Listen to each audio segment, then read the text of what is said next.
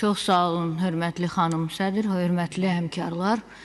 Hörmətli Musa müəllim qanun layihəsi barədə ətraflı məlumat verdi.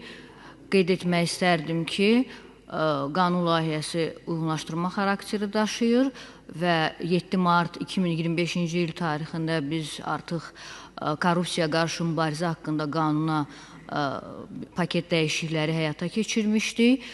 Və məlum olunduğu kimi həmin qanunla dövlət və bələdiyyə orqanlarında korrupsiyanın qarşısının alınması, maraqların toqquşmasının idarə olunması və korrupsiya ilə bağlı məlumat verən şəxslərin müdafiəsi sahəsində yeni institusional mexanizmlər yaradılmışdır.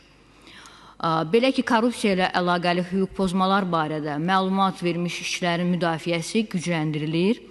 Bununla yanaşı, korrupsiya ilə bağlı məlumat vermiş şəxsə qarşı qisas məqsədi ilə intizam tədbirlərinin tətbiq edilməsi iddia olunduqda, həmin tədbirin məlumat verən faktı ilə əlaqəli olmadığını sübut etmək vəzifəsi də işə götürənin üzərinə qoyulur.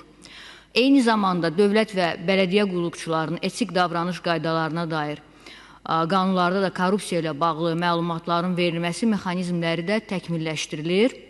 Həmçinin qeyd etmək istərdim ki, Korrupsiya qarşı komissiyanın 16 fevral 2025-ci il tarixli iclasında da qanunvericiliyə korrupsiya qarşı mübarizə sahəsində təkmilləşdirməsi ilə bağlı bir sıra təkliflər irəli sürülmüşdür və müzakirələr edilmişdir və təqdim olunan dəyişikliklər də korrupsiya ilə bağlı məlumat verən şəxslərin müdafiəsinin gücləndirilməsi, məlumatların araşdırılması mexanizmlərinin təkmilləşdirilməsi və aidiyyatı qanunvericilik aktlarının korrupsiya qarşı mübarizə haqqında qanuna uyğunlaşdırmasına xidmət edəcəkdir.